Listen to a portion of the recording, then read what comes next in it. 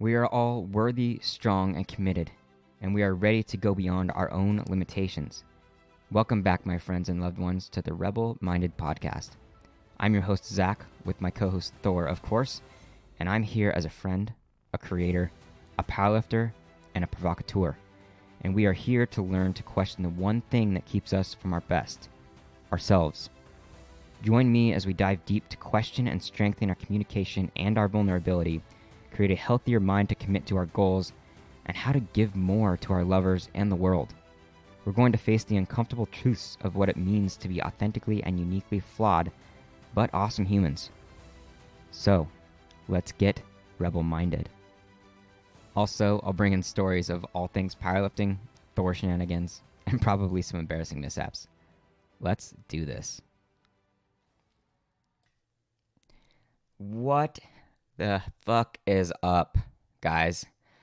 Man, it feels like it's actually been a little while since I've recorded. Partially my fault. I do owe you guys a episode 61. That will be coming. I refuse to label the next episode as 61 because 61 is supposed to be a solo episode. But welcome back to the RMP. I'm Zach, your host, and we're here to question the fuck out of everything and find everything it takes to be rebel-minded.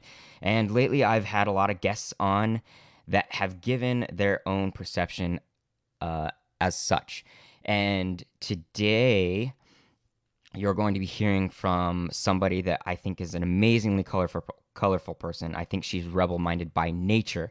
And I don't just say that she's colorful because she's bisexual. I say that partially because she's bisexual, because she is authentic and she has an amazing smile and she has an amazing perspective and she doesn't let anything destroy who she is and what she finds worthy in her life. And she's also out there to help so many people. And I am going to introduce you to her as soon as we get through her bio, but I wanted to make sure that you guys were doing okay this week. I would love to hear any stories that you guys have. You can always contact me on IG or directly through the podcast on Spotify or iTunes. If you can, give a review, give a thumbs up, give whatever it takes to give a little positivity to the podcast. I love this podcast. It keeps me alive and it keeps my perspective open. And let's get back to the question. How did you guys do this week? What was amazing this week? I had my first powerlifting competition in 3 years. It went amazing. The numbers weren't great, but I was able to bench again, which was fantastic because for the last couple of years, I hadn't been able to bench over 135. So that felt fan-fucking-tastic. And it was great to get back on the platform. It reminded me of why I do what I do, why I enjoy powerlifting, regardless of what my goals are with it. I do have goals with powerlifting, but I was out of it for so long that I was unsure of what that meant. I was unsure of my intention with the sport. And I think that's okay. I think sometimes we have to have our seasons in and out of stuff to understand why we do what we do. So I hope you guys keep grinding. It's one thing that I've noticed about myself is I haven't necessarily found that power, that potential power of being in action, at 110% and grinding hard. I have my moments when that happens, but I also, as a flawed human, have those moments and then I break really easy. But my growth has been in how fast I recover, So my next goal is how long can I sustain my action? How long can I keep my motivation up and my confidence up and keep grinding and stop listening to everybody else and follow my own path? And I have less and less times where I beat myself up and not as harshly. So whatever is that you're doing, whatever rebel-minded thing that you are doing, keep questioning whatever it is that's negative. Keep questioning all the things that are getting in your way. And without further ado, let's meet with our next guest.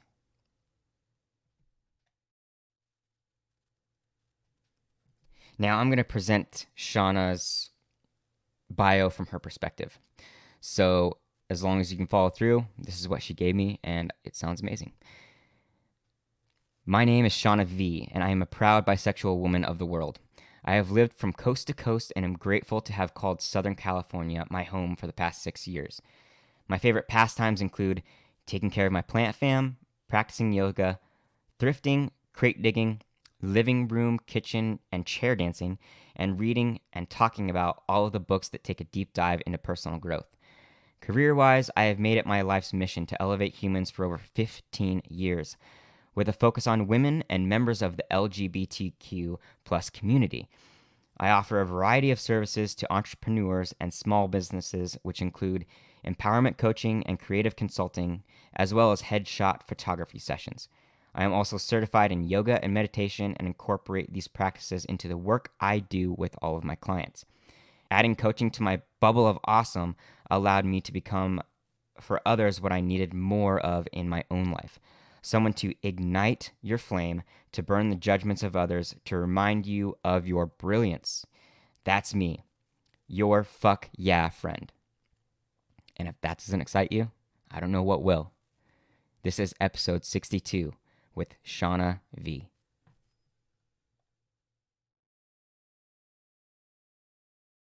What is what's the beginning of Shawna? Why do you think Shawna is the way that she is? You know, what brought you to be in this position, and what brought you to even being connected to something that seems rebel-minded for yourself? Let's hear Shawna's story.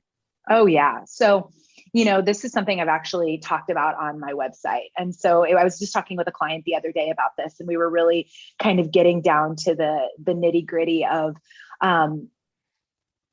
tapping into ourselves and to our story. And so what makes us unique? What makes us, why me? Why choose me as somebody to be your coach? Why choose me to be somebody to help you walk through this life as an accountability partner? So for me, honestly, I think it started with people dimming my light.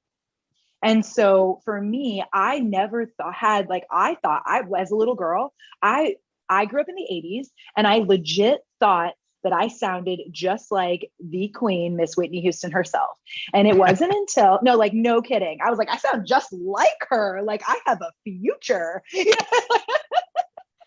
And so my little human self was like, gets to Catholic school choir, and some dumb girl decides that she was going to tell me I was a bad singer. And I was like, bitch, please. Like, what do you mean? I was like, I sound like Whitney.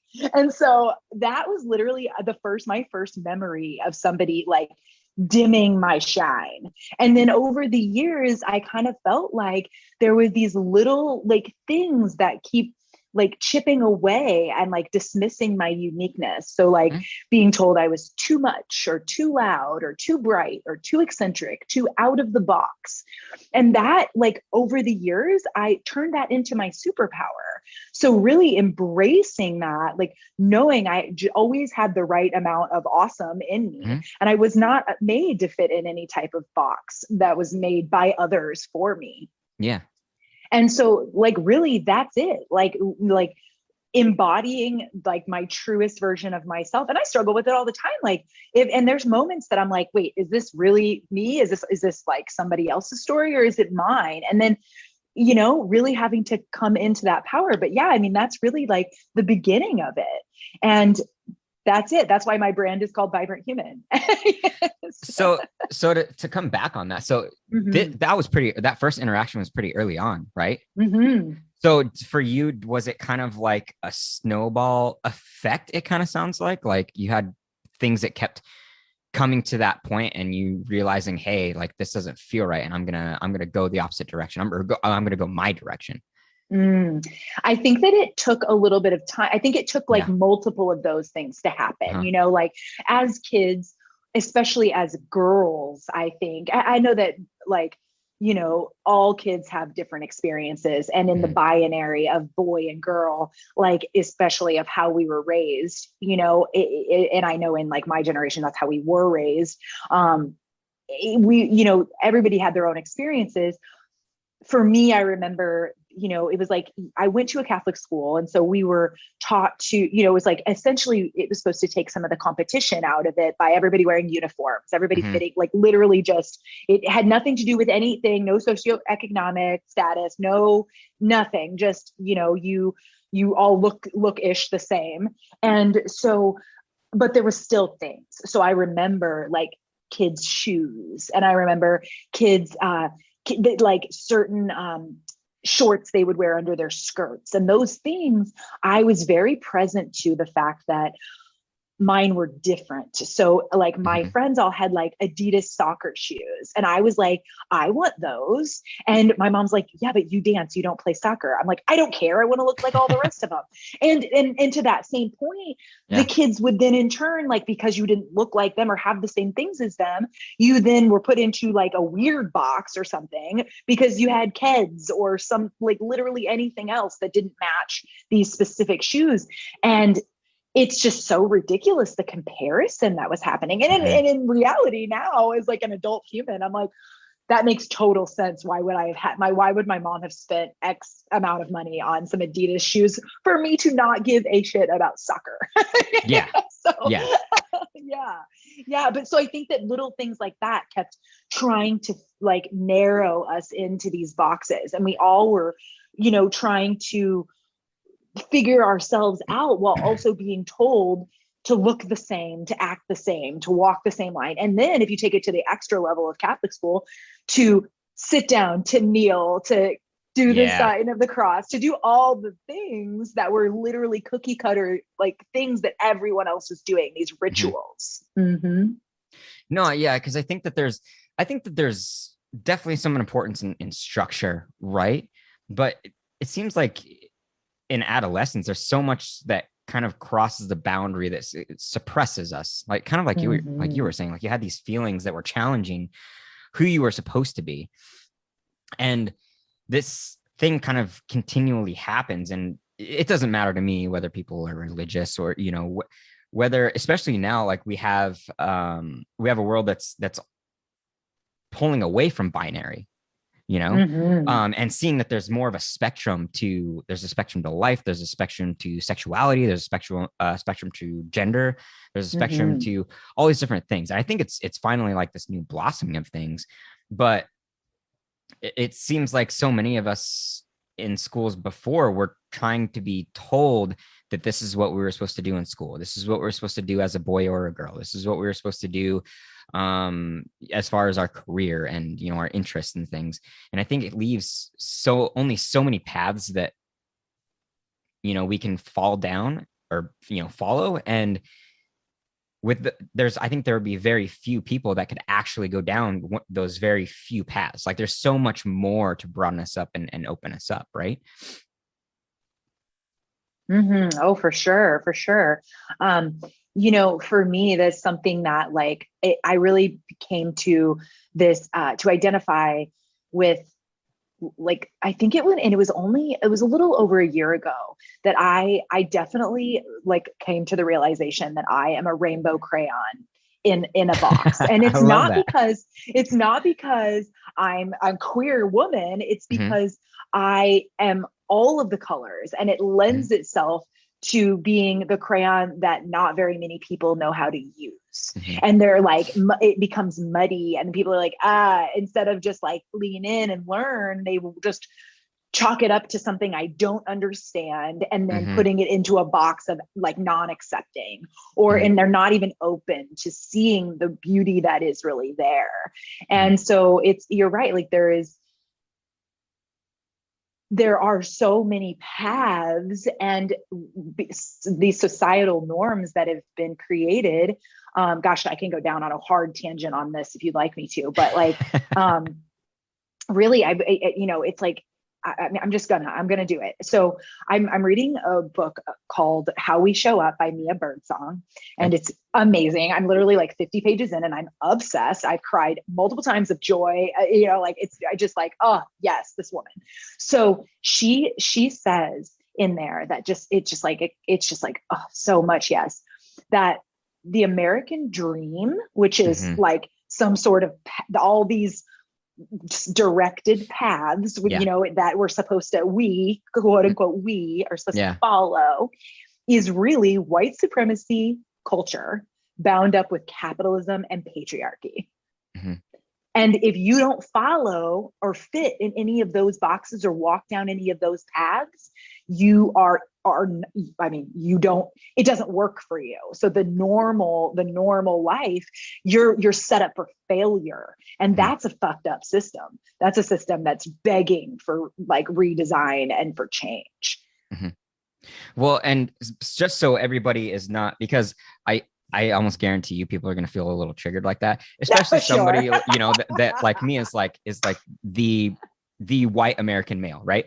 But even with Shawna saying like white supremacy, capitalism, and the patriarchy, that includes suppression of a white American male too, because of men that are trying to get out of the system and they don't feel right about who they are, and they feel like they don't know how to treat women better because they were taught like shit, and that includes us.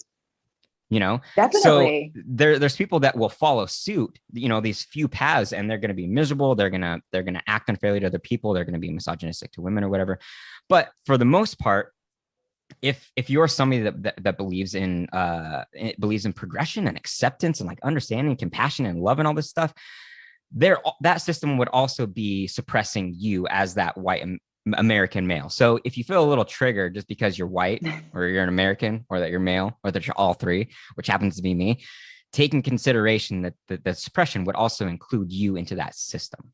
It definitely does. And I at the end of last year, I read a book called Toxic Parents. And one of the things, there were many stories in there by men of like all kinds of men, but there was an overarching theme around like men being abused, whether emotionally or physically, by their parents, whether mom or dad, or, it was a very heteronormative book. It was written quite a while ago, but it was like these stereotypical men were not able to genuinely become like their most full selves, which ended up limiting them in their jobs, in their intimate partnerships, in their parenting styles. Like they literally could not feel their fullest self. They were so limited by this like lens that their parents placed on them, that society placed on their parents, this like ancestral like trauma that's just been like laden over centuries, like that's been built into us and in our DNA and our culture. And we're not going to make this about my work, but that's where I try to take men the most of the time, is realizing that there's something outside of the pain that they're experiencing, because that pain is not supposed to be there. Like you're capable of being a lot more than what the world expects you to be, or what you assume the world expects you to be, or whatever direction it's trying to take you. And so it's something that I also try to get men to see. So, Shawna, tell people who you are now, because you do a whole lot of different things, right? And you're so colorful, and I want people to understand, what it was that suppression built into, or that you challenged, that suppression that you challenged, and where that kind of, where it took you. But I guess what I'm trying to say is what you recognized as the problem, and what got you through it, because you do so many things now, as far as career, as far as hobby. Can you tell people who you are a little bit, and like what you do, and how you got to be that person? Sure. Let's see, the short story. Is it ever short? No, never. That's never okay. is. That's okay. So, I am a proud bisexual woman of this world. My pronouns are she, her. Should probably start with that. Oh, you're totally okay. I've lived from coast to coast. Really, I hate the word settle down, but I call Southern California my home now for the past 6.5 years. And I really what led me on that path, it all kind of started back. I went to art school, and I know that just seems so cliche, whatever, like, oh, this person like went, this rainbow colorful person went to art school. But I really wanted to do something that was different. I wanted to do something that was uniquely mine. And in my family, you followed the male footsteps of, taking over the family business. And that's not something I gave a shit to do. I didn't want to do it. I didn't care about it. I was like, so I'm going to do something for myself. And actually everyone in my family was very supportive of it, which was amazing. So, like, because of that, I lived from coast to coast in the United States, which is amazing. And I feel very, very grateful for that, all of those experiences. And, for me now, like, really, it's like, career-wise, I've really made it my life's mission to elevate humans. For over 15 years, I've really put a focus on women and members of the LGBTQ plus community. I've offer services for entrepreneurs and small businesses. As a professional, I'm an empowerment coach. So I offer empowerment coaching and creative consulting. So I really work with small businesses and entrepreneurs that are looking to get their feet off the ground, pivot in their business, become their most authentic selves, and get out of their own way effectively and figure out where their superpowers lie. And that's really amazing. And then as well, so what I went to school for was photography. My BFA is in photography. And so I actually offer that as well. So sometimes I travel to do that. Right now, I'm not doing a whole lot of traveling, but there was a time. And but I do still do a lot of portrait, lifestyle, headshot photography sessions for my SoCal friends, and that's amazing because people can really embody that. It's just like another layer of embodying yourself and your truest expression of yourself. And I also am a yoga and meditation teacher, and I incorporate these practices into the work I do with my clients. Because honestly, if you can't take that time to sit down and be quiet, how are you going to find your true self? Yeah. So for me, and I literally went into teaching meditation because I am so fiery and so, even though I'm an earth sign astrologically, I am so like off the ground in the clouds, like I'm like a big energy. I'm a fire energy, despite being supposed to be, so to speak, a grounded earth sign. Yes, so yes. It's just, so for me, and then that is something I'm really inspired by too, because honestly, like, the things that go on with the planets and the stars, like, it's so parallel, and I feel it, everybody sees it. It happens all the time. So that's something I'm inspired by too. Some people think it's woo-woo. I like it. It is what it is. Well, I try to bring some clarity to the woo-woo. I'll mention it every once in a while and be like, okay, this is kind of what we're going for. But this idea of being grounded, I think people get too worried about what that means, right? I think people are almost afraid of spirituality, Mm-hmm. But to be grounded, for me anyways, we all might define this a little bit differently, but our minds are so on all the time. It's so unnatural for us to live in a world that is so fast paced. Just in the last couple decades, like, everything has become so amazingly fast. Think about the last 100 years. It was so much slower, and it's almost like we need this idea of presence a lot more. We have to be able to slow down. We have to be able to feel ourselves. We have to be able to understand our surroundings and just get away from the mess of our thoughts and, progress and, the bad things that we've been through and what we have to avoid and, all these things. And that's kind of how I see grounding, at least, as like coming in touch with yourself and like being present, I guess. First of all, let's not get too carried away with that. Like, how would you hack my definition? Does that sound okay? Yeah, no, totally. And if you like think about it in a really like easy way for people to digest that whole like silly, like, if mama ain't happy, ain't nobody happy. But like, let's take that and break that down. Like mama is happy because she is able to step away from the noise, like to step away. Like, I was listening to a podcast with Laverne Cox and Brene Brown last night, and they were talking about how they're like, essentially the triggering that we are exposed to, like the things that happen to us in our daily lives because of social media, because Mm-hmm. of the way our fast-paced culture, we are living in a state of like fight, flight, freeze, or fawn more than we ever should be. Like that's something that's supposed to happen to us a few times in our whole lives. Yeah. And some of us are going through that multiple times a day or even operating in that space. So how the hell are we even supposed to see what's in front of us Mm-hmm. to even like, hey, human over there, I want to see you and not judge you from some sort of lens that has Mm-hmm. just been put on by somebody else's beliefs. I want to actually sit and from my actual throne, be in my actual seat that I created for myself, that Mm-hmm. so mama is happy, right? Like what is even happy? You know, it's like it's that feeling of coming back to yourself. If you can't come home to yourself, because at the end of the Mm-hmm. day, now, you know, like they say, you are born alone and you die alone. Like Mm-hmm. if you at the end of the day, if you can't come home to yourself, Mm-hmm. if you don't even take that space in your life to come home to yourself, how can you be a full and how can you live a full embodied life, Mm-hmm. really? And so many people miss out on that opportunity. And fuck, I have to step back all the time. Fortunately, I've practiced enough that I'm very aware if something comes up, I can feel it in my body, like Mm-hmm. literally, like, oh, that doesn't sit well with me. Why is that? What does Mm-hmm. that remind me of? What is that? What is that? You know, where do I need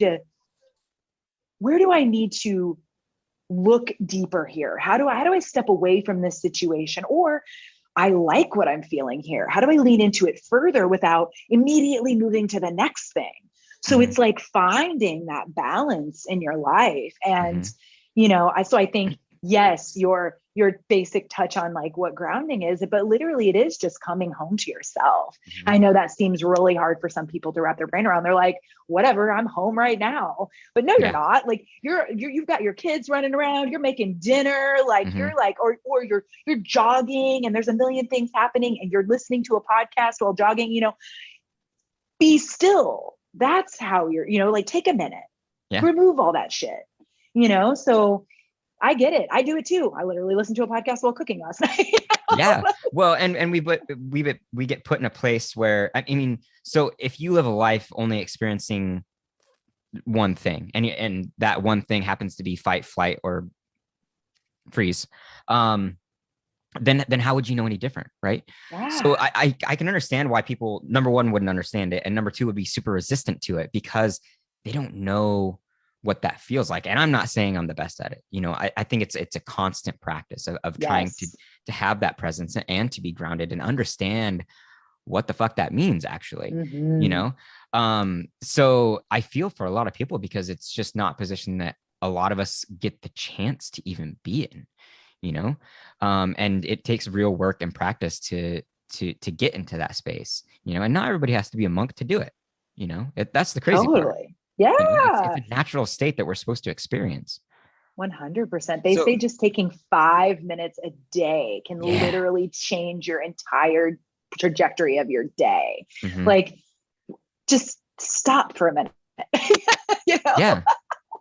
Yeah. Yeah. And that's like also the brilliance in like react versus response. Like, literally just take a moment. Am I responding through from some sort of conditioning? Am I Mm-hmm. responding through some sort of past lens? Do I still view the world through this lens? Did I create this lens? Like, Mm-hmm. or was it put on for me and I just never had the wherewithal or give a Yeah. fuckery to take it off?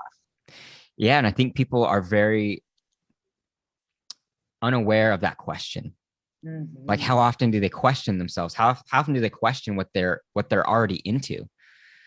You know, and that, God, that's the basis of the podcast right there, is like question the fuck out of yourself, like on everything, because you may have to do it. You may have to question yourself 100 times before you start to think maybe this isn't right. Mm-hmm. You know, um, so Shawna, I wanted to, whenever you said the lens thing, that kind of Mm-hmm. clicked for me. Then, so did you have kickback for like from yourself when you were starting to become this authentic version of you, when you when you figured out that you were queer, which I don't think we talked about when that actually happened, but like No. when you figured out when you figured out this mission to elevate other people, and to be a creator, did you have any kickback, from yourself, like saying, well, Mm. no, this shouldn't be right, or like people have told me no, or Definitely. I definitely did. So, a couple, so two parts. So the first part about my sexuality, for Mm-hmm. me, I feel very lucky that I never, even though I grew up was born in the Midwest, and Mm-hmm. I grew up like I spent half of my time in like the on the East Coast in Florida, and then the other part of my growing up years like in the St. Louis area, and in actually right outside in Illinois. Um, I even though ideally growing up in like an Irish Italian Catholic family, one would think that I might have, and in kind of like a small town, quote unquote, one would think that I would be conditioned to feeling that I couldn't be like love anyone I wanted. Yeah. But I don't know why. I think I just grew up. I think I was really lucky because my dad and my mom both had a lot of gay friends. Mm-hmm. And so I was really exposed, I guess what you could say, or like, presented with the different varieties of love at a Mm-hmm. young age, despite like being in the Catholic Church for my youth. And that was, I think that was a real blessing, and without a better way to put it. So for Mm-hmm. me, I never was worried about it.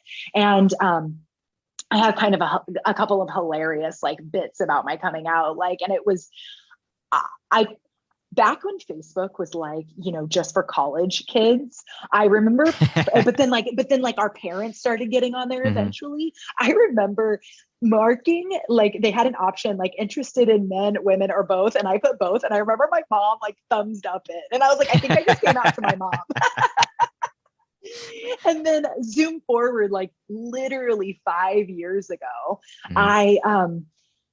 I ended up like getting into a really serious relationship with somebody, a queer person. And like, I had been in a relationship, but I never really shared it with like my family. I was living, I was away from home. So it didn't really matter. And so I remember being so nervous about telling my mom. And then Mm-hmm. she just knew, like she already was like, oh, you mean that person that you've been posting photos with? Like, I was like, yeah. She's like, oh, whatever. Like, I was like, I was freaking out. I was so nervous. And then, I ended up telling my dad too, like a little bit later, and my parents aren't married. And so now. And so I told him, and he was just like, oh, okay. Like it was like no big deal. And I made it up to be some crazy big deal because I was an adult person coming out, like, which Mm-hmm. I felt like I had already done because all my friends knew. So it was just like the logistics of it. And Yeah. then, yeah, so that was just kind of random, like that whole thing. And I was like, that was easy to me. And I never felt worried about it. I never felt, I always just felt completely like safe in that for some reason. And I'm very grateful because I know that that's very far from everyone else, like, or not everyone else's, from A many lot. people's experiences. And so I do feel very, very grateful for that. And then, what was this? I forget the second part of the question again. Well, there's that, which, it's good to know that you had more of an ability to be embraced by that, but it also took you to the work that you do, right? And that was the other thing, is like, did you have any problems becoming some sort of creative or working with the Hmm. LGBTQ community? I don't know, man, rough You time got today. it. But yes, uh, did that? I guess what I'm trying to find is the tackling of that mindset.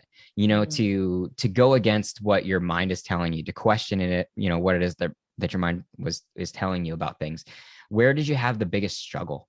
Oh yeah. Okay. So I remember that. So for me, there was definitely those little things, and they still come up. It is, you, like you said before, it is a practice. This is Yeah. not something you just, don't get me wrong. Like there's a lot of things I've practiced, so they come very naturally now, but there's still things you never get. It's like people always think you get there, right? Well, where the hell is there?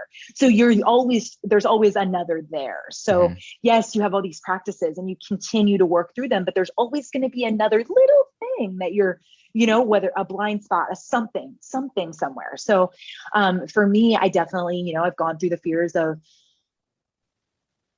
what if I don't follow some sort of heteronormative, like American dreams style of life? What if I don't buy a house? What if I don't have some sort of typical marriage? What if I don't have a 401k? Or, what if I don't have all of those normal, quote unquote, normal bullshit things that equal a happy life? And so those things, because there's almost no avoiding them. Commercials, like I don't even watch TV, but like even like internet commercials, like podcast commercials, all these things, they get into our heads and they make us think. And especially one of the things that like women, no matter like all women, all identities of women can, like the body shaming, that thing is like a real thing that our culture instills. Like a woman's body should look like X, Y, or Z. Like fuck that. And so like, if you ever want a really brilliant book to read about body and like liberation, is called The Body Is Not an Apology by Sonia Renee Taylor. She is amazing. And she is like, will teach you a lot about getting over that. But it's something that we literally, as a culture, if you literally listen to any media, if you watch anything, if there's an ad on your Facebook page, like there is going to be something that pulls on your not enoughness that's still in there somewhere. And so for me, really being in that power of like understanding that every time I step more fully into my truth and walk more fully down my own path, the universe literally, and you can call it whatever you want, the universe, spirit, God, whatever, like it's all the same, listens. And so for me being an empowerment coach, I really wanted to be able, and I want to literally continue wanting to be able to allow people to find their own path and their own truth and like rip off that veil that somebody fucking put over your eyes and your mind at some point.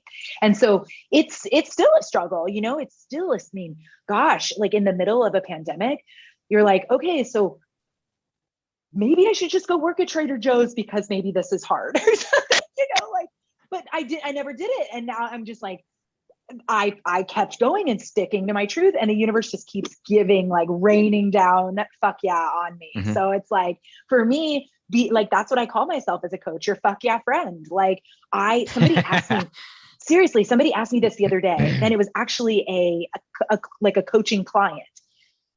She said to me, what made you want to become an empowerment coach? And I said, I wanted to be the person that I never had for somebody. Boom. And it's not that I didn't have cheerleaders, but also like without attachment. So like the thing, the brilliant thing about a coach is it's a non-biased third party. It's not your rad Aunt Jill or like cool Uncle John or like your bestie who like, fuck yes you. It's different, So it's somebody that literally is non-biased who still is invested in you and your story and wants to see you win. Yeah. And I think that it's so important. I've talked to others about this too. Like therapy and counseling and coaching has become so crucial, it seems like these days, because things are so out of focus. But what is it that you see holding people most? What do you see people holding back from the most? Like, what's their biggest barrier that they seem to be holding on to? Because we live in this world of consumerism and stereotypes and this mess of stuff. So when you work with your clients, what's like that big thing that sticks in their mind that it seems like they have the biggest trouble with? Or what's that wall? Have you found something in particular? I really think that it's like this conditioning that's been put out on the table, that's been implanted into us, that was not created for all of us. but we're like somehow I feel like it's a bottleneck that we're all like, the collective is trying to smush through, and the ones that don't fit correctly get lost and they don't make it, and it's like setting us up for failure, the collective us. Because as we started our conversation, even like I'm like, I understand that there is a huge part of the population that is literally part of the problem and perpetuating the problem and not doing a damn thing to help make it better. Yeah. But also there's still nobody, like if not everybody is winning, no one is really winning. Yeah. Like at the end of the day, at the end of the day, right? Like nobody's really winning if not everybody is winning. And so that's what I think it is. I think it's some sort of like people are stuck in some perception of what they think they're supposed to become, what they think that they're supposed to be, or how they're supposed to look, or how they're supposed to act, or how they're supposed to dress, or who they're supposed to love, or what type of love they're supposed to have, or just, gosh, like I could keep going, right? Like that's. So would you say the bottleneck then is the common thread? The bottleneck is the common perception, the one that keeps us away from being like thinking that we're unique, that, you know, keeps us from creating our own path, that keeps us from being the diverse community that we're supposed to be, right? Yeah. Like, why are you only going to open one hallway, one path, one door? Like, why don't we, like, there should be lots of halls and doors, and they should all be accessible. And there was a diagram I saw the other day that it was like trying to explain like equity and equality and things like that. And it was literally like, oh, well, cool. So here's a tree, and let's put us both on the same size ladder and call that like equality. But in reality, when you look at the tree, one side has a lot of apples and the other one doesn't. So we're on the same size ladder. But what really should happen is to get to some sort of a balance system for a while, we're going to have to give somebody else or some other groups of people a taller ladder, or move them to the other side of the tree, or bend the tree a little bit, you know, like find so that the scales can eventually tip back to middle. Like, I don't even, like, they've never been in the middle. So like eventually, hopefully, like get to the middle. Have some sort of, yes, everything seems so out of balance, right? Yes, exactly.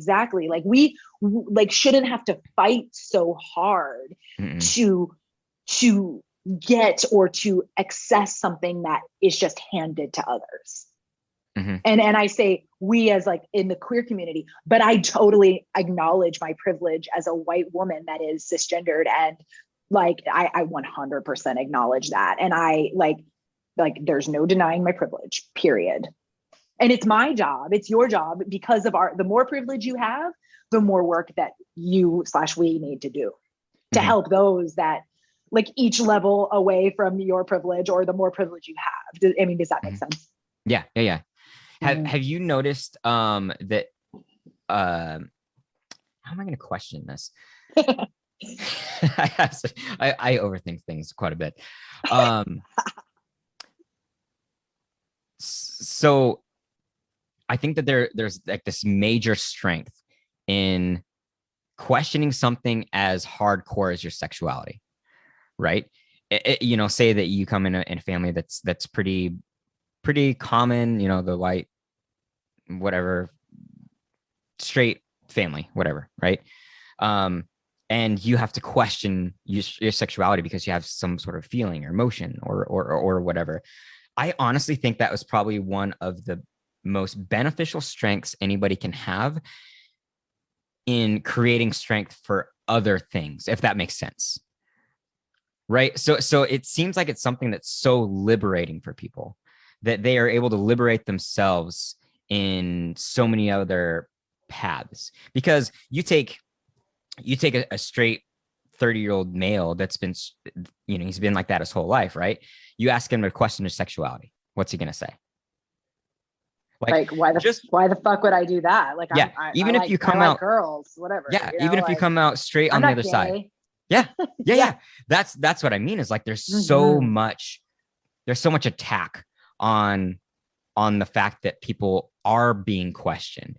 And, Mm-hmm. I'm just taking sexuality because it's a super uncomfortable one, but I've legitimately questioned my own sexuality just to be sure, in my own head, like where nobody else can, question what I'm doing.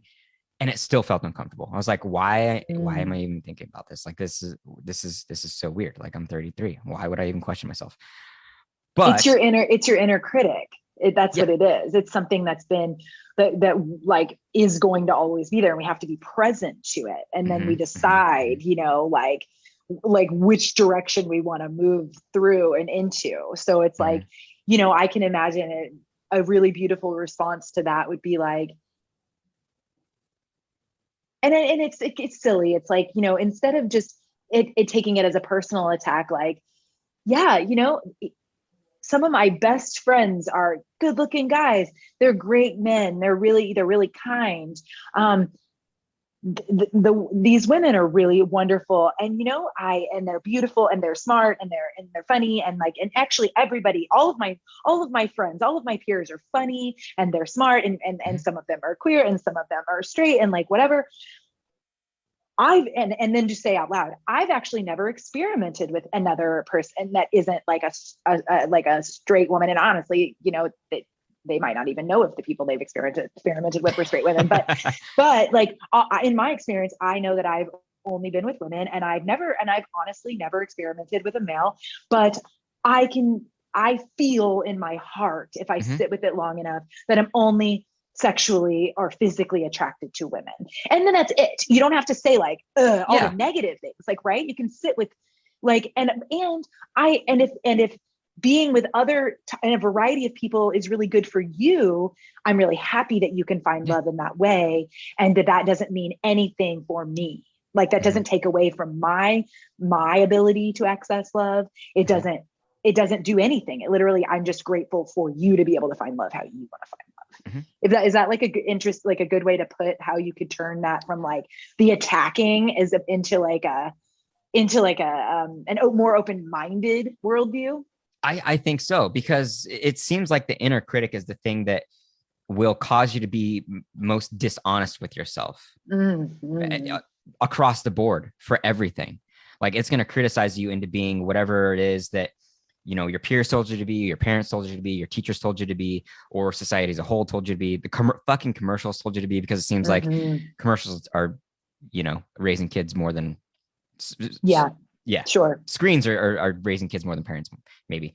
Or it's starting to balance out a little bit. Anyways, not to judge anybody on the parenting, because I'm not one, but you know what I mean? It's like an inner critic has been created to tell you exactly what you're supposed to be. And it's been created by everything outside of you, which doesn't make sense when you think about it, because you'll never be the you if you don't pay attention to you. Does that kind of make sense?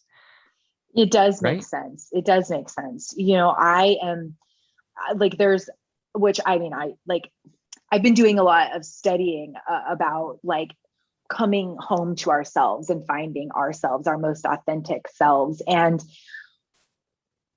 really that's shutting off the voice. It's shutting off the voice and finding the space between our real selves, our grounded, authentic, heart-centered selves, and shining light in between that and the critic and our concepts that we've created about ourselves, are the things that generations before us have created and put upon us. So it's like finding that middle, shining light in the middle, because otherwise you're never going to operate outside of it. And that's the things that people get stuck on when it comes to, like that's been an issue that I've come up against, in my bisexuality. There is a lot of stuff like there, some of my friends and I will talk about really shitty things that people can say to you, like, you start dating somebody of the same sex, you start dating somebody of the opposite sex, you start dating somebody that's non-binary, and like people start just questioning, oh, so you're gay now? oh, so you're straight now? Like, Mm-hmm. oh, so are you 50-50? Like, first of all, fuck you. You're what I need to do with my life is none of your business. Mm-hmm. And even if I'm dating you, that doesn't matter. Like either, like honestly, you are viewing my sexuality as a form of like you're looking at it through a lens of judgment, and you're looking at it through a lens of misunderstanding and fear. Mm-hmm. And so the moment you start to look at people and life with that fear lens or that judgment lens, then you limit yourself and you inadvertently erase them. So it's like there's a term called bi erasure, and that is literally just assuming that if you date one person or one gender, you are no longer bisexual. And or if you even marry somebody, you are no longer that. And that it literally just erases the existence. And in honesty, to me, that would erase my life. Like you telling me that now I'm married to, a man, or now I'm married to a woman, or now I'm married to a straight or trans person. Like now that takes away my life experience as a bi Mm-hmm. woman from my past. Mm-hmm. Like, fuck no. And like, also don't tell me that I can't have that life, and don't judge me for that life. It's like that's happened in my world. Mm-hmm. And, or if you even take it one another direction, is the same as we were talking about asking a straight man to question his sexuality, and that like judgment is and that automatic like defense is by shame. So Yep. people, gosh, so many women will be like, oh, can't you just pick one? Or you just want to have everybody, don't you? And like, or you're Mm-hmm. slutty, or whatever, like putting all of these terms on people that literally doesn't like is not reality. And they're Mm-hmm. creating some sort of a fear lens based upon something they literally don't know anything about, Yep. and putting me and my like queer family down, and making us shitty for having desires and literal feelings. And to be honest, I think if I can just be real crazy here, for me to say that, like for me, I identify as bisexual. So let me give you a little bit of an education here. So, Let's hear it. I love education. bisexuality yeah, I know and I tossed around it for a while too. It was like, what do I identify as? So bisexuality is a general and inclusive term that really encompasses everyone. And it doesn't mean that bi people are attracted to everyone, merely that bi people's attractions aren't limited by sex or gender. Okay. There's also a term called pansexual. So it's an attraction to all genders, or attraction regardless of gender. So bi is this kind of like umbrella term, and is really fluid, not restricted by the binary, despite its Mm-hmm. name being bi. Yeah.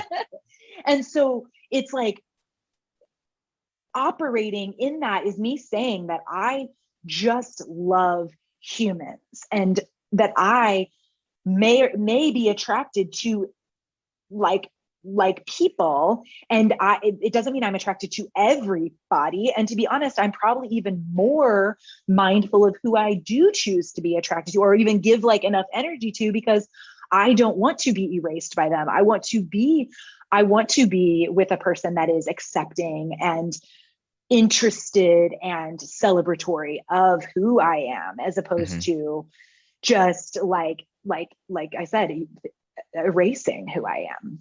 Mm-hmm. Um, have you found like what's the best part of working in the community that you do then? Because it's something that not many, not many other people are encompassed or engulfed in, I guess. So like what's the beautiful, strong things that you find with being who you are and being with other people that are authentic as they are? Like what's the best part about that? I really think that, for me, it's like really being able to burn down the judgments of others, helping Mm-hmm. people burn down that, and to remind them of their brilliance, and really remind them that they have a flame inside them. They have everything they need, like literally like getting out of their own way. So I have a workshop coming up that I can tell you about later, but it was like, it's called Get Out of Your Own Way. And so to me, it's like really that, like really like moving past that inner critic, moving past like whatever they grew up or like being told or taught, and being able to fully embody who they are now today. So literally choosing to live as their most authentic selves, and support, like being somebody from my side, I can encourage that. I can encourage and support their living in this truth and in this power, and like continually remembering to put the self-criticism and the external criticism, which is literally our our self-criticism is our worst critic, Yeah. but it's built up by societal conditioning and generational traumas, societal portraits of the perfect human body type, love types, etc.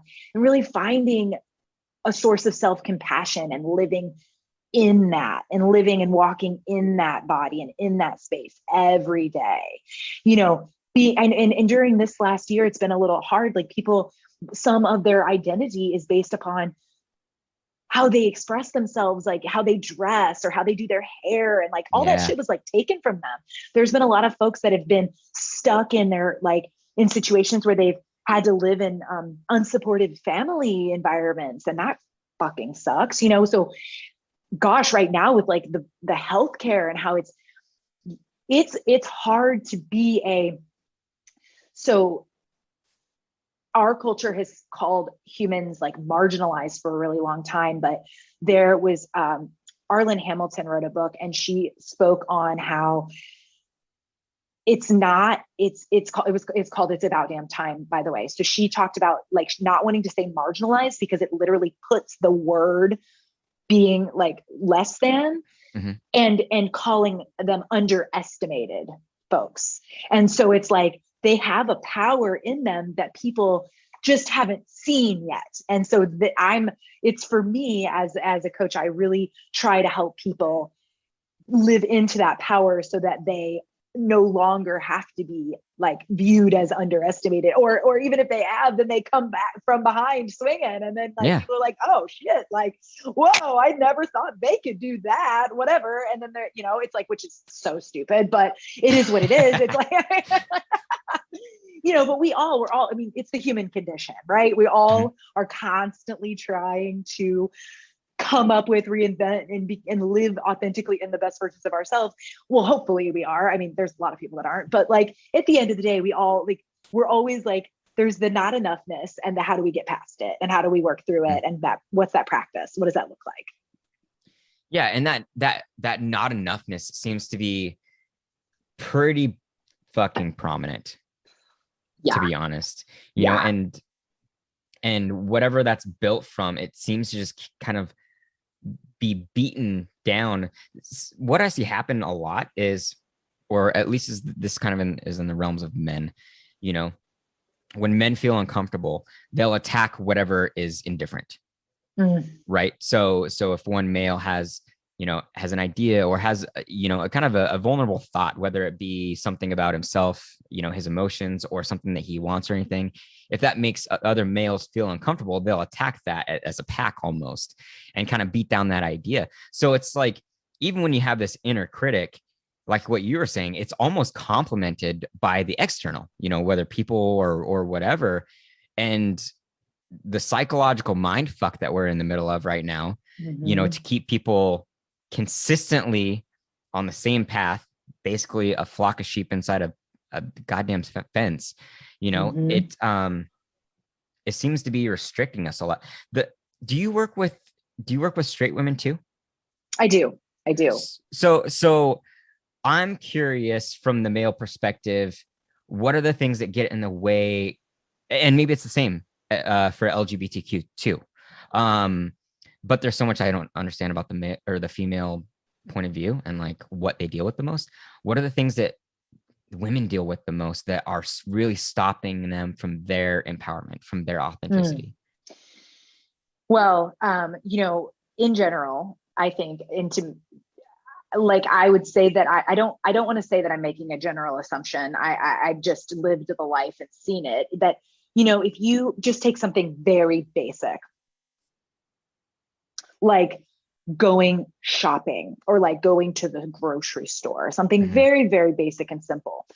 Most men I know will get their ass up off the couch, grab their keys, grab their wallet, go to the store. That's it. Like whatever they look like, whatever they're wearing, they might not have even brushed their teeth or given a shit. Like, right? They don't That's care. confidence, right? Right? Sure. Mm-hmm. Sure it is, Zach. Mm-hmm. Sure. Confidence. Where did that confidence come from? Was it ingrained into them from? How did they learn that confidence? It's true. So, and then just in the same exact story, literally, I was raised by this in this culture. And because this is the female side of it. Many women I know, or many women out there in the world. Luckily, I know a lot more women now that also don't give a fucking fuck. Like, I mean, there's been days that I've walked out of the house, I'm like, I'm wearing pants, right? Good. Okay, good. I'm wearing pants. You know, I mean, this year's been a very different year, but you know, like, got it. Okay, cool. Looking down, I'm all set. Okay. But you know, it took me years to wrap my brain around, like, it's okay to not have to do this. But like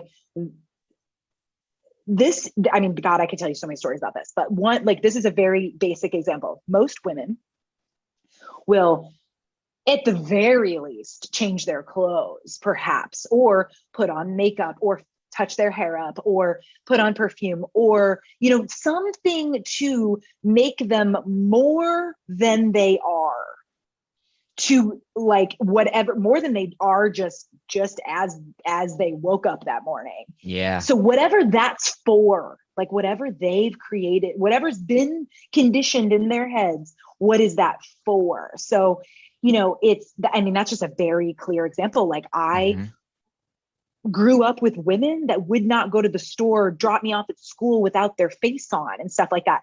Yeah. I've had people tell me stories, and I've actually had friends like this too. They go to bed, they wash their face before they go to bed, and then they put on their bed makeup. Or like, they won't let their partners see them without their makeup. That's like ingrained in different cultures. It really is. It's like, you don't get to see me without my face on. That's like a real thing. And so that just one thing, like, just like that appearances, that thing is that's just one little aspect of the female perspective. Because God forbid a man like thinks we're unattractive, or we are less than, or we are not enough, like, or we are found like, you know, whatever, I don't know, like we are looked down upon. It's like some dude in like a stained t-shirt and basketball shorts looks at us in our yoga clothes that we just came from class in, and we're kind of sweaty in, like, don't judge me, you know, but like they do, like it happens all the time. And so looking further to that is, I think about the whole, like, I've never seen a hashtag men empowering men. I've never seen like, you know, a hashtag that says something like lifting up, bros lift each other up, or whatever. But like, and I, when I look at, if I can look at like the visual in my mind of men to women as like a success diagram, if there's men are standing on the shoulders and heads and necks of other fucking people to get to the top. And women, for the most part, take like white supremacy and like shit out of the equation. For the most part, like, women support women. Women are standing on the hands of other women and pushing each other up. And like, it's a more of a, like an uplifting journey, as opposed to a, like, every man for themselves. I'm going to make it to the top by myself, and I don't care who I push down on the way up. And that's how I perceive it as a woman, and how I've seen it. And being somebody who's worked as an independent person and worked in like office corporate culture, I've seen it from multiple sides. Like, why is it okay for the men to drink at lunch and it's not for the women? Like, why are there these standards? You know, and it's like, oh, and if a woman has a drink at lunch, she must be loose. I sound like my mom. Whatever, right? But it's true. So it's like, you know, it's just, I mean, gosh, the Mad Men culture, like, if you've ever watched that show, it's just that like 60s advertising lifestyle. Men smoke in their office and have drinks with coffee, and the women all tend to them, and they all look perfect. And, you know, it's okay if the guys grab their butts, like they're lucky to be there having a job and not in the home with a baby, you know? And yeah, so that was kind of long-winded, but that's how I kind of feel about it.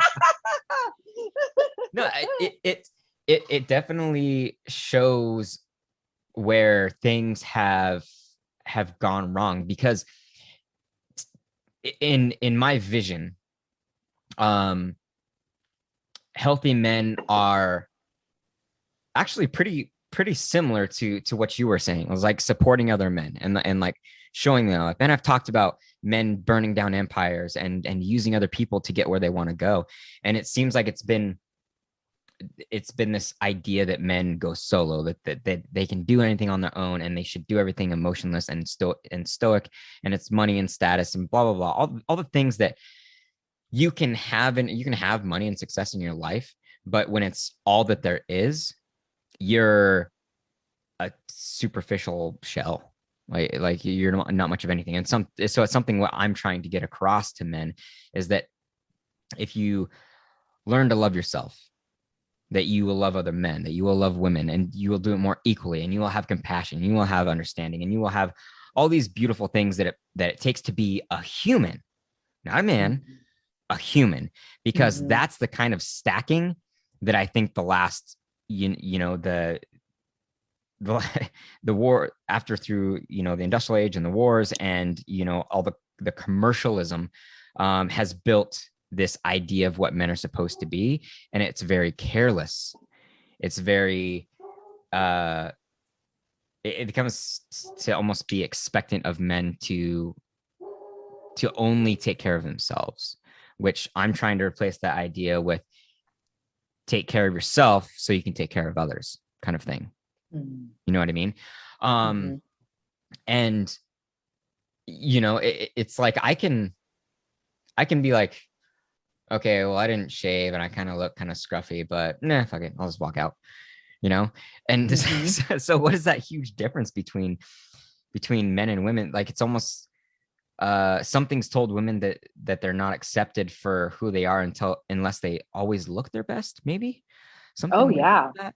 There's been studies shown, and this is not like this isn't science. Like, I'm not going to give any specific scientific data, but from what I remember reading at one point in my life, something about women will go broke before they allow themselves to be ugly. So if they'd rather not spend money on food, they would spend money on something to continue their beauty or something like that. It's like effectively like women will be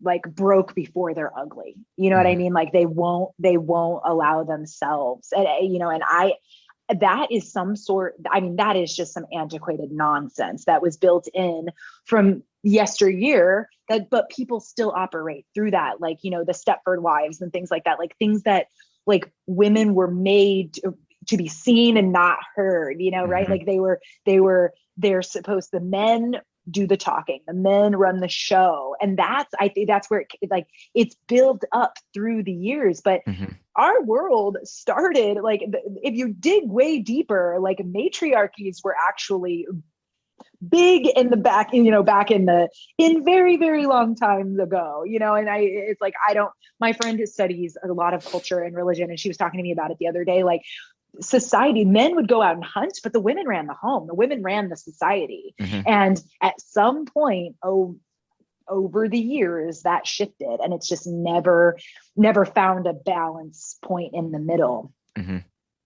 And they say, like, one of the reasons, like, humans don't have a natural innate ability as like a normal, like non mentally debilitated human, like we don't have a natural ability to like kill or harm others. It's the moment we take away humanness from people. So by turning people into animals or turning people into property objects, Brene Brown said, I'll never use the word bitch again, because most of the time in relationship, if a male has committed a murder, the last thing they'll say, it's been studied apparently, and I don't know how they studied it, and I just couldn't, but I was like, whoa, the last thing they'll say before like they kill her is they'll call her a bitch.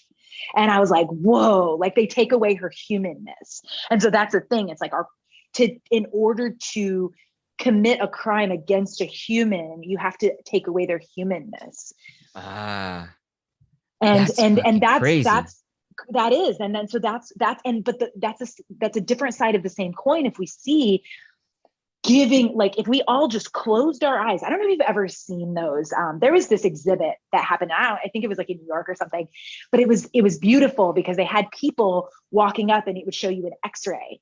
And so you didn't know what color their skin was. You didn't know their Oh, age. You didn't know their gender. You didn't know anything about them. You didn't know their race, ethnicity, any of it. And all you could see was skeletons. And it was a really beautiful, beautiful a metaphor for humans, and love is love, and just like whatever it is, like we are all at the end of it like bones and breath. And so it's like, if we all just closed our eyes walking through the world with, oh, you know, and just operated in an, oh, excuse me, or here, let me help you with that. How can we all just get on the same path and playing field? And that's what, like, close your fucking eyes and just treat everyone in front of you like your life depended on it, and as did theirs. mm-hmm. And God, one of my teachers said something that was so brilliant, and I actually wrote it down, so I'm gonna tell it to you. I know I was so excited to share it with you, and now of course I lost it. Hold on. This is one of those things that you can break out. Okay, so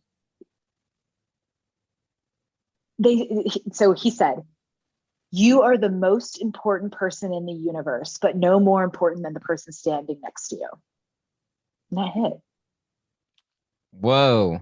Yeah. That's a good one. Right? That's pretty good. I like that. Yeah. And that means they're the most important person, as is the person standing next to them too. But no more, no one is greater than, but we are all just as important. Yeah. So it kind of leaves it with like this inability to take away from anybody, because it'll always be that person next to you that's more that's the most important person. Exactly. I love that. That's fantastic. I agree. So something that I kind of wanted to get your opinion on was, which I mean, I guess we're kind of at that point too, is what do you think is the thing that is going to be an antidote to some of the mess? Like, what can we do all together to actually create a stronger future, and like build strength in each other, build strength in our community, build strength in our diversity? Does that make sense? Yeah. Gosh, well, this takes me to the whole like theme of your podcast. Like, what does it mean to be rebel minded? And the thing is, so many folks, and I'm saying this now because I think this is a really important piece. So it's like, so many folks say to live, quote unquote, outside of the box, to mean like stepping out of cultural and societal norms. But I want to take it a step further. Yeah. So to dare to live and embody your own entity, your own, whatever shape that takes, and allowing it to be fluid, and to see others and their uniquely special and fluid selves, not as competition or as different, but as a perfect puzzle piece that fits next to mine and next to yours, no matter how much they shapeshift, no matter how much space they take up or don't take up. But it's an equally important piece that the puzzle cannot be complete without. And honestly, I think it's being able to zoom back and say that, and it goes right back to that. You are the most important person in the universe, but no more important than the person standing next to you. Damn. God, that sounds amazing too. I love the way you put that. I mean, I feel like you answered the last question. I know. What does it feel like to be rebel minded? But I think you attacked it before I could even ask it.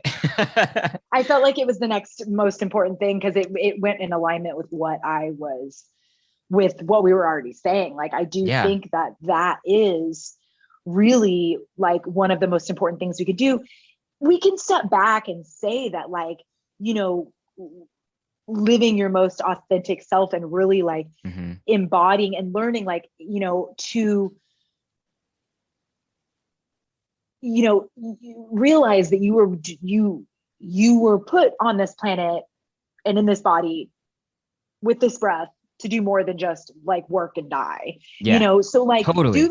do something with your life that makes a difference, read books and listen to stories about and from people that are different from you. Start to begin to break down those barriers and blind spots. Mm-hmm. Like that is how you get to that place that I mentioned. So I may have jumped the gun there, but like I think those are some of the baby steps to Mm-hmm. getting there. Go talk to somebody that looks different than you. Go talk to somebody that speaks a different language than you. Like figure it out. It's easy. We have phones and apps and typing and shit. Like go figure it out. Like talk to somebody in a different culture than you. Like give a shit enough with and take your fucking glasses off. Like take your foggy glasses off and put your like looking glasses on, your listening ears on, and not without like the judgment, without the need to respond all the time. Just fucking listen. That was passionate. It's true. I was gonna I'm not gonna interrupt that one. Okay, so because you beat me to the punch here, let me ask you this. For anybody else out there that is looking for some sort of relativity, because hopefully they found some sort of relativity in your story. What has been the hardest fucking thing, the most challenging thing for you to question in your life that keeps you from being the person that you've always wanted to be? Oh, do I have the strength to keep pushing through? Do I have the strength to keep standing up for myself, for my brothers and sisters, and to continue to empathize and see them for where they are in their lives, and know that I do have the strength, and finding like knowing that. And I just told this to my partner the other day. I said, you might be the guinea pig in this life, because at this juncture in our lives, fingers fucking crossed, we're able to see the change, and we are seeing change, but like really long lasting sustainable change, and like real equality and equity and inclusion and diversity in the world, and more paths and equal paths and all the things, but we are part of the hard work right now. Mm-hmm. And so I was saying to them, I was like, you might have to be the guinea pig, but the good news is that and as hard as that is, and like it hurts you, it hurts me, it hurts all of us to have to feel this kind of way, and not even just more like, and because you are the guinea pig, or you are maybe the first to have to go through it in this organization, even this was literally something that they were experiencing professionally. So it was like in this organization, it's like because you're experiencing it, it's going to open up the path for others to hopefully be able to walk in their truth, and less people will have to experience it. So we are taking on, without even being procreators, baby makers. You don't have to be a baby maker in order to shift and change generational traumas. Mm-hmm. You, even as a person who somebody who is an aunt or an uncle, somebody that has friends with kids, somebody has exactly. So it's like anybody that is a coach to kids, anybody that has friends with kids that you don't even see the kids, like no matter what, you are going, if you are doing your part to create lasting change, and then you are changing the energy of the world. You are literally changing. And I'm a very firm believer in energy. And if people think that I'm crazy, okay, take it out of your physics class and realize that energy is real, and it doesn't just exist in, in 9th grade or 12th grade, box and at 4 walls and a window and grades, right? So this is real, and negative energy is heavier than positive energy. And so we have to do our damnedest. And I'm not preaching toxic positivity or anything, but what I mean is if there's more affirmation towards people like acknowledging people in their truths and living to be their fullest, most embodied, authentic selves without constantly having to be reminded that there's a bunch of people out there that hate them. Mm-hmm. Like, God, we could spend the next hour talking about that. That is something that like, it's just like, if you can keep going every single day, knowing that people are out there that don't understand you, but you want to help create long lasting change and help educate them while they're screaming in your face, while they have tear gas in your face, while they have a fucking gun to your face. I mean, that's authentic. And I mean, you don't have to be on the front lines and like to do, I'm not saying you have to go like stand and protest. You don't have to do that. But those are extremes that people are really doing, that's real and happening in our world all the time right now. And the bravery for people to show the fuck up is really going to create change. And that is a barrier, is a barrier and something that gets in the way of getting up every day and keeping going, but it's also a fucking flame. Yeah. And it, the thing that I was thinking as you were saying that is like, it doesn't matter at what level, as long as you're trying to make some sort of change, you're helping the system, right? Mm-hmm. Yeah. Yeah. I mean, we're always going to have to do more. Like anything we do, we could always do more of. We could always do better. We can always whatever, right? Like, so just keep doing things, and at the end of the day, coming back to yourself, coming back to who you are and walking in that truth and not putting it away for people. Not like, why the fuck should I make you more comfortable which makes me uncomfortable? Like, why should I cater to your comfortability when you won't do that for me? So it's like, that's just an unfair ask in this world. And, does that make sense? Yeah. Yeah, totally. Yeah. Totally. Yeah. So one of the biggest parts, Shawna, is I want people to have an idea of where you got your own influence. So are there things that you, you're already excited. Where would you direct people or, towards things that have influenced you? So books, influencers, habits and actions. Like you talked a lot about yoga. And then I also know that you want to mention a workshop that you have coming up.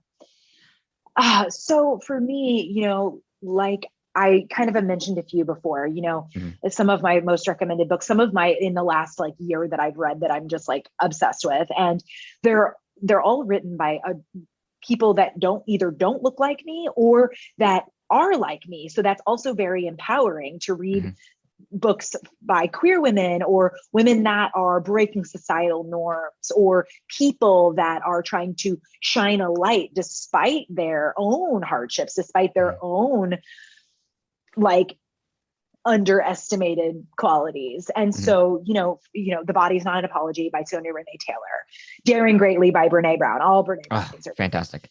Like go listen to her podcast. Go listen to Laverne Cox's podcast. I literally just started her podcast and I'm obsessed with it. She is an incredible, incredible woman. The Ethical Slut by Hardy Neeston. I'm actually reading that right now. That'll teach you, even if you don't practice a non-monogamous lifestyle, it'll teach you a lot about love and intimacy, which at the end of the day, like, we need more love. So that's a wonderful book. Untamed by Glennon Doyle. Like I at first I felt like people like were going to judge me for reading that. I fucking love that book. I'm so obsessed with it. She's amazing. And I will tell everybody about it all now. So the book, It's About Damn Time by Arlen Hamilton. She is amazing. So yeah, like really, and as far as like influencers and accounts and stuff and social media and stuff like that, for me, really just like going back to, actually I could speak on a couple more, like How to Be an Anti-Racist by Abram Kidby. I read Born a Crime by Trevor Noah this last year. I mean, I've read so many different books. Like if you're into astrology, read Queer Cosmos as opposed to just a regular astrology book by Colin Bedell. Like learn about things that are different than what you think is normal in your world and see it through the lens of somebody else. And so all of those people have social media accounts. All of them tell stories from their perspective. And honestly, like, yes, like sometimes we just want to see like puppies and like funny things on our Instagram, but like maybe go follow some people that are different than you, that, you know, can inspire you to learn something, to see something from a different perspective, or to see like, oh my God, they're literally not any different than I am, like at all, actually. Like, wow, like why the fuck have I been walking behind this other like mass of sheep? Like, get me out of this lane. I want to go into that lane. I want to go into this other cool lane. Like the rainbow lane looks way more fun over there. Yeah. Like, you know, we say like, you know, you can be an ally, you can be a comrade, you can be an accomplice of the queer and the BIPOC community. Like, don't just be our friend, like advocate for us. Like, and doing that is like buying our books, hiring us like to be your coach, like sharing our social media, like, you know, stuff like that. So that's really like literally lifting people up with your palms and saying that I'm not going to lose anything by raising these people up. I'm going to actually probably become better and more empowered. And honestly, since I became an empowerment coach, I feel more empowered. Like, people being empowered gives me empowerment. Like, it's amazing. It's like so weird how that happens. It's like, it's hard to explain.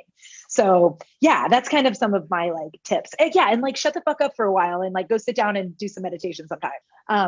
For me, I highly encourage some sort of get in your body practice, whether that is moving your body or sitting still in your body, you know, and that doesn't have to be anything fancy. You don't need a fancy subscription to something. You don't need bolsters and blocks and fancy yoga equipment. Like, you don't need anything. Like, I literally sometimes just lay on my rug and do yoga, and I have those fancy things, but you don't need them. So it's like, just move your body, get in tune with what like move your energy around. You know, those things I'm a big advocate for, because honestly, they have changed my life and I've seen them change other people's lives. And you can have different abilities and still do these things. Lots and lots of offerings exist in studio and online for all bodies and all abilities, which I think is really beautiful. So, and especially now, like, it's becoming much more accessible and inclusive, and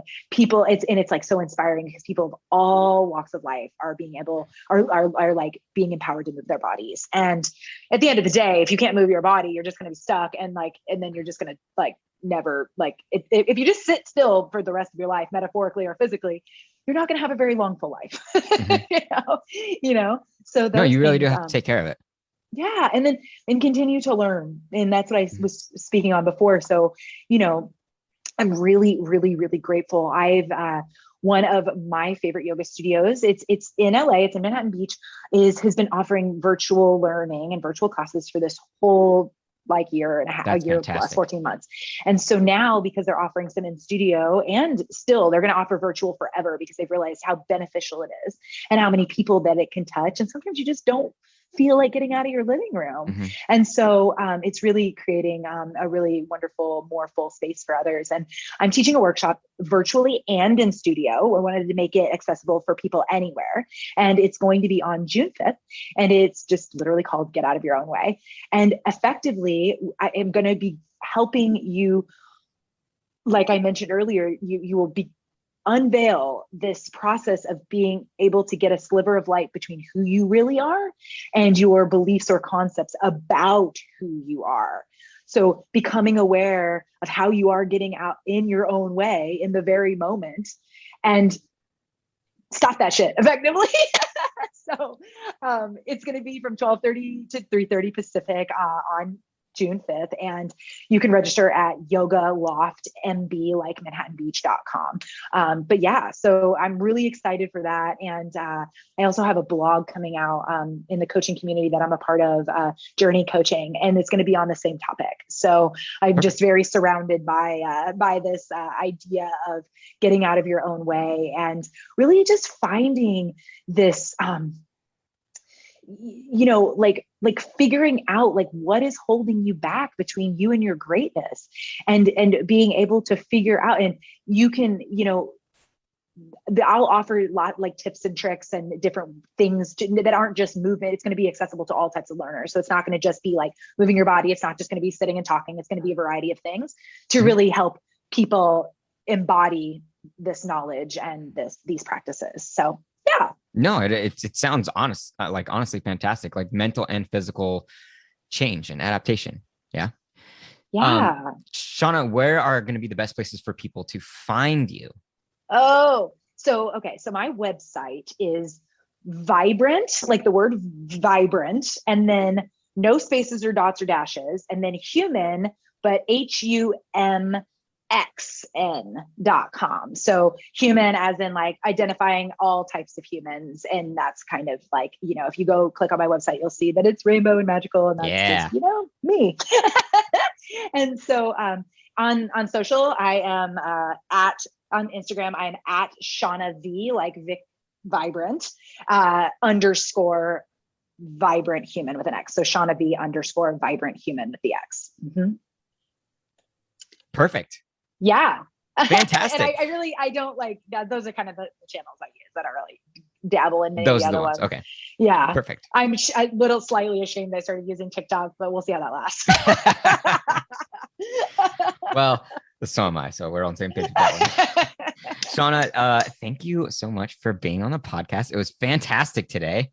I really enjoyed it. We covered a lot of really good things, and I can't wait for everybody to hear this one.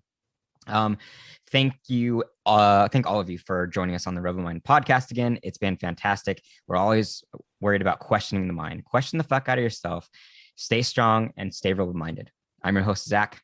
Out.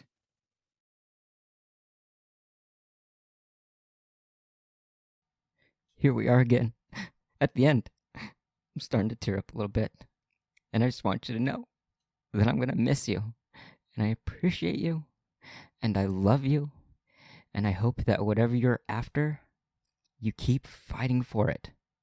Your experience is uniquely your own, and so that means so are the challenges that you face. Stay strong, and don't let anyone diminish who you are or what you dream of being. As your friend and fellow flawed human, stay rebel-minded, my friends. Until next time.